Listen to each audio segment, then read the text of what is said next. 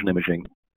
And just to sort of give credits where it's due, I mean, this has been a big topic for 10 years in our consortium ENIGMA. You'll see some names here: Neda Jahanshah, Peter Kochanov, have led efforts to do multi-site DTI combination, and also there's huge contributions from this core in sort of pre-harmonization of data. So just looking at this slide that Brett has on now, obviously in multi-site studies, you can collect diffusion MRI as we do in ADNI with multiple scanners, and even within scanners, multiple protocols.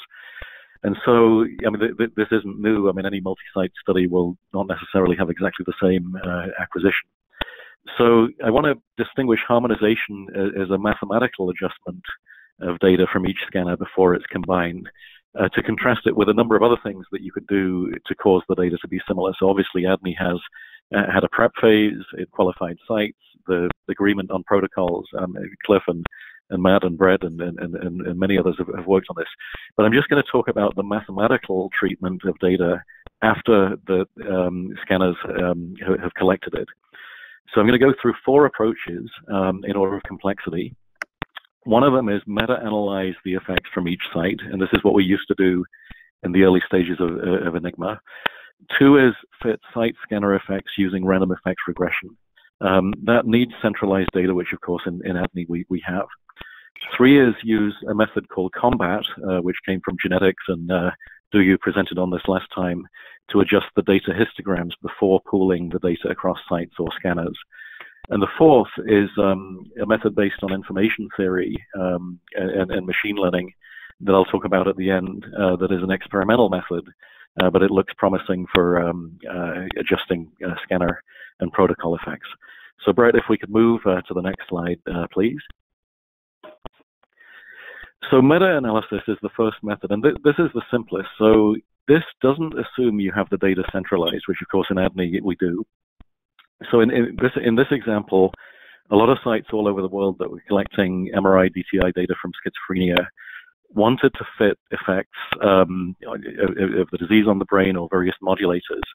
And so they ran a harmonized analysis, harmonized protocol. And Brett, if you move to the next slide, please, we'll have a look at how the results looked.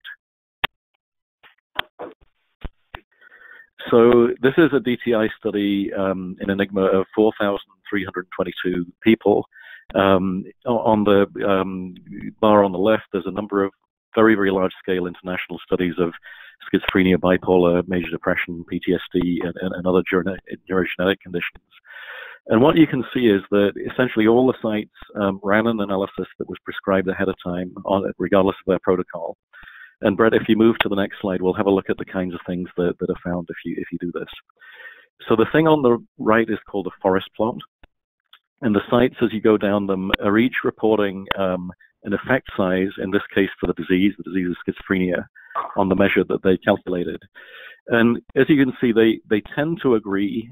In this case, it's a measure of the thickness of the fusiform gyrus at each site. 25 of 33 cohorts would have found that independently if they just published on their own. But you can obviously meta-analyze. I mean, this is a morphometry example. The same applies to DTI. You can meta-analyze these effect sizes to get an overall conclusion. And this is used in GWAS, in the psychiatric genetics and AD genetics community, where people are all doing separate statistical analyses. I just want to stress that there's 2 ways of doing it. There's a fixed effects meta-analysis and a random effects meta-analysis. Fixed effects is if you assume all the sites are actually going to discover the same effect. And so if you're looking at the effect of AD or MCI on a biomarker of interest, if you believe every site would find the same thing if they're doing it properly, you'll use fixed effects. Random effects has an additional mathematical term that allows there to be a difference in the mean effect at all the sites. And so we tend to use random effects in ENIGMA in other studies because the populations that are sampled are not the same. So Brett, if you move to the next slide, please. So if you do this, it works fine. And so there's an example here, ENIGMA many sites, Kokoro, which is Japanese consortium many sites. The brain metrics come out in the same order with the same effect size to within a very, very strong confidence if you do this. There's no problem with doing this. It's very simple, and I mean, it's kind of the default if nothing else is done. So if we move to the next slide, please, Brett. So one thing you can do, this is approach 2, where you have all the data centralized, and then this is true of ADNI, it's true of UK Biobank and other cohorts, is you can run a random effects regression. So if you look at this paper by Artemis, Talia, and Sophia on ADNI-3's DTI, the table shows the protocols for diffusion imaging that were customized for GE, Philips, and Siemens. There's a high-end Siemens protocol with more gradient directions.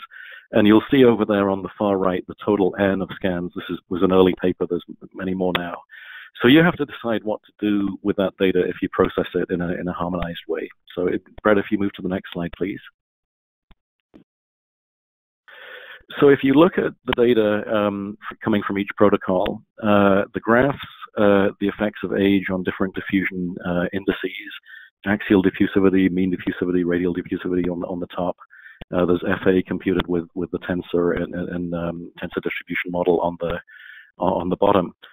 The colors in those plots are the data originating from the different diffusion protocols. So if you look at P, S, and GE, there's Philips, Siemens with different numbers of gradients, there's GE with different numbers of gradients, and then there's the old ADNI-2 protocol. I think one thing that is immediately clear is there's no huge outliers. I mean, we've also tested this formally as well. All of the protocols give you the trends that you'd expect. And so random effects regression allows you to fit an effect of each protocol separately. There can be a shift in the mean. They can even have different variances. And this is something that's very, very commonly done. I mean, it's just fitting a side effect in the data. If you do so, you can still get an aggregate effect for any covariate of interest.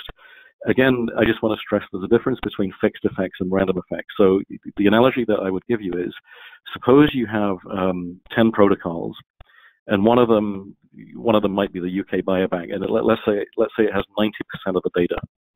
A fixed effects approach will weight that very, very large data set very, very highly. It'll say the amount of data coming from each approach should be the biggest determinant of the conclusion. A random effects meta-analysis does not do that. And so if you are meta-analyzing UK Biobank, ADNI, other public data for something to do with aging, it would weight each of those cohorts in relation to the site-specific intra-site variance and the between-study variance. So you would not get the big cohorts having quite the same say. The only reason I point that out is that when you look at these plots on the upper right, and this is just the effect of age on different diffusion measures, what you decide to do, fixed versus random effects, will affect the weighting that these different protocols have. So Brett, if you move to the next slide, please. Now, just to look at the data from ADNI, these are the effect sizes for the effect of age on each of the diffusion measures, and they're broken out, the bars are different protocols. And if you look at the tallest bar, is the one in the middle, that is the data that comes from the Siemens 127 gradient high-end protocol. So it's no surprise that the highest SNR protocol yields the best group differentiation and, for that matter, detection of age effects. So, I mean, you'll see this across the board. If you pull all of the data from ADNI-2, or if you pull all of the data from ADNI-3, or in the last bar, if you pull all of the data from ADNI-2 and ADNI-3, you can do that using random effects regression. But at the same time, you can see if any of those protocols, as you see here, is better or worse than the others. And so this is what we do in ADNI. There's no problem with it. I think many multi-site scanning studies do this. So Brett, if you move to the next slide, please. So the third thing that you can do, and this can be done or not. I mean, the first two approaches, many people have used them without this, but we've also found this is beneficial. So there's a paper by Fortin in 2017 that describes an approach called COMBAT that was initially used to remove batch effects in genetics. And I'll just walk you through how this would be used if you collected DTI data from, in this case, 24 sites. This is the ENIGMA-Epilepsy study led by Hatton. If you look on the right, on the left there, the FA that comes from the subjects at each site is plotted. And they have different mean values, different variants. They don't even overlap. And the same below it for mean diffusivity.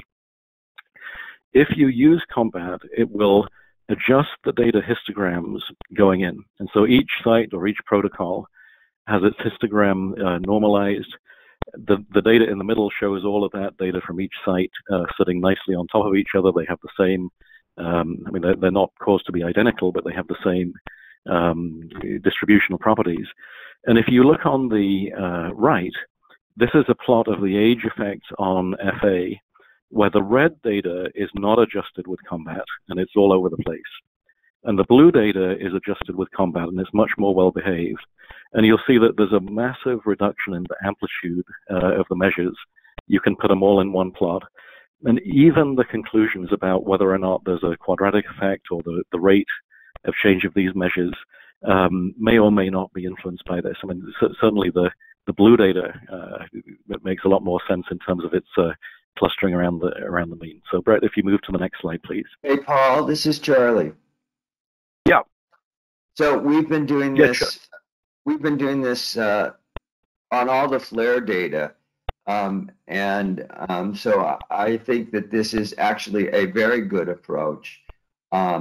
It tends to work, however, only on if you use all of the available. Like, I assume you're taking the white matter mask. Is that correct? Yep. Yeah. Okay. Yeah. Yeah. Great. Thank you. So thanks, Charlie. And I mean, just as a clarification, I mean, we've been doing this by default, and I think, Charlie, you have and others have, ever since it became popular to do. Yeah. We sometimes find it improves things. Other times we find it makes no difference, but we haven't found an occasion where it makes it worse. And so, I mean, that would be a reasonable... I completely agree. It absolutely does. And it works best if you have monotonic or single mode data. If you have multimodal data like the 3DT1, it's a little bit more problematic. Some people have talked about how using CSF. But yes, absolutely. I think this should be something we do as a standard. Absolutely. It's good to hear that, Charlie. It's easy to do. It's very easy to do. So just moving on then to the last method. So Brett's showing you this slide. Oh, sorry, go ahead. This is the girl. So it's similar to what we do. I also want to add one thing. Based on our experience, we tend to apply Combat to all regions simultaneously, or at least to do regional corrections on like locally. So it uses information from other relevant regions. We found that being more stable than just taking each region independently. I think that there's some important information you can get from the global distribution and then distill that for the local distributions. This is maybe something to, I don't know if this is something you're also doing with the DTI data when you look at different tracks. Sure, I think that's a really good point. And I mean, comparing those sounds like it'd be very valuable to do. Okay, so just moving on to the last method. So this one, I've listed them in order of complexity of how much work they are. So this is number 4, is an experimental method. We do not use this routinely just yet, but I just wanted to mention it because it's mathematically interesting. It's a method developed by Dan Moyer, who was a graduate student working with me and now works at the MIT Artificial Intelligence Laboratory. And it's building on work by Greg Versteeg at the Information Sciences Institute at USC on algorithmic fairness. And algorithmic fairness says, if you were to apply an AI algorithm to data from a number of people, but you would not like the output of that algorithm to discriminate against any kind of person, I mean, either ethnically or based on age or based on something else, you can add an additional term in the training of the AI that causes the results to not discriminate according to the second criterion. And it's very similar to using Lagrange multipliers in numerical optimization. So, Brett, if you move on to the next slide, I'll explain a little bit what this is trying to do. So if you assume that you have essentially a number of sites collecting, in this case, DTI, the scanner-specific information that could be used by an algorithm to determine which site collected the scan. And then, in a sense, mathematically, there's information that is independent of the scanner. And there are many approaches from PCA to ICA that will attempt to do subspace estimation on imaging or other signal data that attempt to discriminate the sort of latent space of variation of the data and separate off into an orthogonal subspace either the noise or the site or instrument specific variation. And so there's examples from blind source deconvolution where you have the cocktail party problem where you descramble multiple voices from an audio recording. And so in the spirit of those, the way that this is set up is that you have a machine learning algorithm that is set up as a generative adversarial neural network. And it also has a component that is an autoencoder. And I'll go through this on the next slide. If Brett, you show us the next slide, please. So the notion at the top is, if you feed in the imaging data from multiple sites, there's a concept in deep learning known as a variational autoencoder. And what it will do is it'll find a sparse representation of the high-dimensional data that's being fed in. And an autoencoder usually is like a funnel. It goes through a narrow set of functions in the deep neural net. And it allows you to perform a dimension reduction of the original data. What this one does is it tries to separate the site-specific information from the fundamental imaging information that would be the same, regardless of which site the scanner was collected on.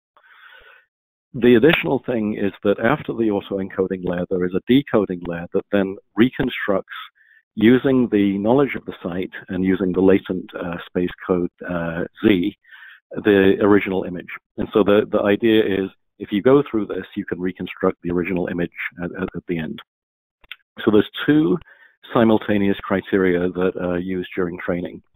One is that the autoencoder, which embeds the site-specific scan information into a latent vector Z, does a good job. And so the first functional is, when that is decoded, is the mean square reconstruction error of what is decoded close to the original data? And that's an absolute condition that this could be used.